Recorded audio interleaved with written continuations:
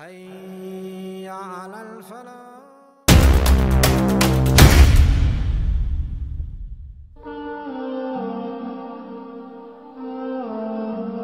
Sabi ng sugo ng Allah, hindi sila tatanggapin sa paraiso hanggat hindi sila patawarin ng kanilang mga magulang. Hadith ng propeta kung saan nabanggit kanina ng imam, na ang propeta sallallahu alaihi wasallam ay ragmaan anf. Sino? Kasawi ang palad, lugi, hindi tatanggapin sa paraiso. Nagsabi ang propeta, amin, amin. Kailangan hada ya Rasulullah. Sabi, sino ito o sugo ng Allah? Ang tao na siya ay namatay na hindi siya napatawad ng kanyang magulang. Nakita mo dito sa mundo, ginusto ang marangya sa mundo, ginusto at minahal si asawa kaysa mismong ina. Oo, mahalin mo ang kasawa mo, respetuhin mo, bigay mo ang karapatan, pero wag mo putulin ang karapatan ng iyong ina. Ilan sa mga kamusliman na dahil sa asawa, gustong magbisita sa mga magulang, gustong bigyan ng mga magulang, hindi mapagbigyan dahil kailangan muna si commander ay alam niya. Bro, ikaw ang nakikinabang sa pera mo, ikaw ang nagpapagod sa pera mo. Kung hindi ka magtrabaho, hindi ka kayo makakakain. Ngayon dahil sa commander, hindi mo bibigyan ng ina mo. Bro, ang kailangan lang na magulang mo, marinig niya yung boses mo. Yung tatawag ka lang, ina, kumusta po kayo dyan, ina? Hindi yung mabilis sa kanya. Wallahi, magbigay ka ng 1,000. Napakabigat na yun sa kanya. Gusto mong pumasok sa paraiso? Napakasama mo sa magulang mo? Kung paano ka magsalita, tinataasan mo ng boses ang magulang mo. Pero sa ibang tao, Masya Allah, napakalambing magsalita. Pero sa magulang, kaliwalele, liana, tigulang manakbay, tigulang na yun, wama siya makasama. Hindi na siya makarinig, tigulang na yan. Samantala ang Allah ang nagsaga, na nagtalaga, birrul walidain, ikaw ay kalugdan ka ng Allah kung maganda ang pakikitungo sa kanila. Sakatul walad, sakatullah. Ang sino mang kinamuhian, nagkaroon ng galit, sama ng loob ng magulang sa kanyang anak, ganun din ang Allah sa'yo. Tapos ikaw, napakabuti mo magsamba sa Allah, pero nakakalimutan mo ang iyong magulang. Mga kapatid, ilang mga tao, mga Muslim na gustong mag-hajj, mag-umrah, gustong magbigay, pakitunguhan ng lahat, pero ang kanilang magulang kaliwali nandun sa tabi at hindi pinapansin. Mga kapatid, sasabihin ko to sa mga taong gustong mamatay para sa Allah. Paano mamatay sa Allah? Dahil papasok daw sa paraiso. Basahin niyo ang hadith ng propeta sallallahu alaihi wasallam. Ja'a rajulun ni Rasulullah sallallahu alaihi wasallam. Sa'ala an ista'dana fi qatli fi sabilillah. An yujahid fi sabilillah. An yamutu fi sabilillah. Usugo ng Allah. Pahintulutan ako. Lumaban para sa relihiyon ng Allah. Protektahan ang relihiyon ng Allah. Ano sinabi ng propeta? Ahayya walidaik, buhay ba ang dalawa sa iyong mga magulang? Naam ya Rasulullah, sugo ng Allah, buhay po ang aking ina, ang aking ama. Ano sinabi ng propeta?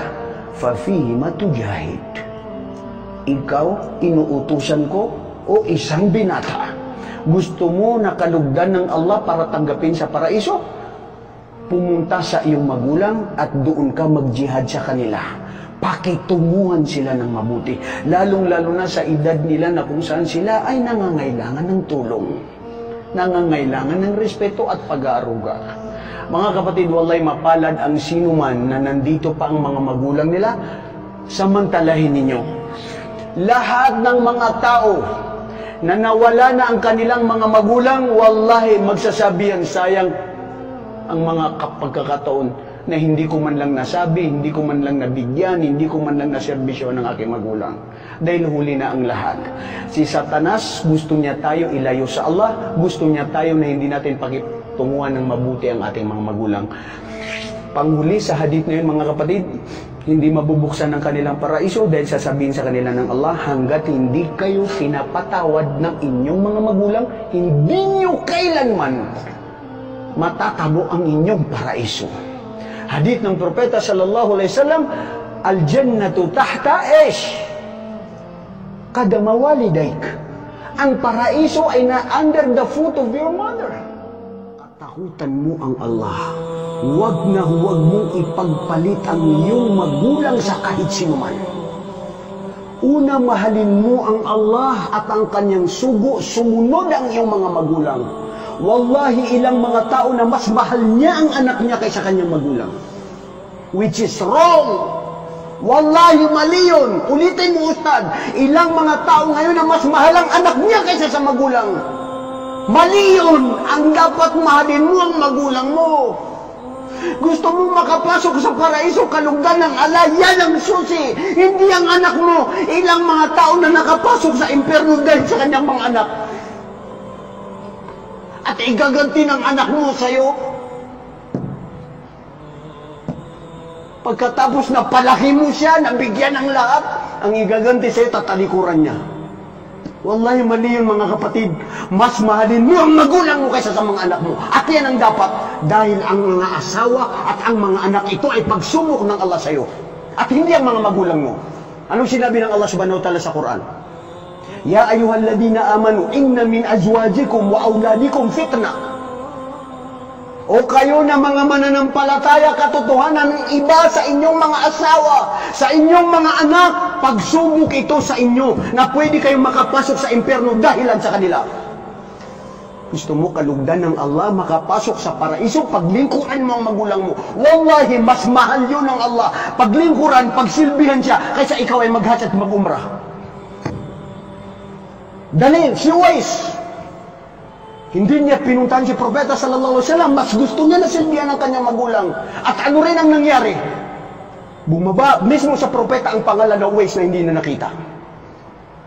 Mga tao na gustong mamatay sa larangan ng Islam, gustong mamatay sa jihad, pumunta sa Propeta sallallahu alaihi wasallam, Ya Rasulullah, idinni fil jihad. Ya Allah, o sugo ng Allah, ako ay gustong mamatay para sa larangan ng Allah. Anong sinabi ng Propeta sallallahu alaihi wasallam? Ahay walidaik, buhay ba ang dalawa sa isa sa iyong mga magulang? Naam. Fafihi ma tujahid. Doon ka sa kanila dalawa ay mag-jihad.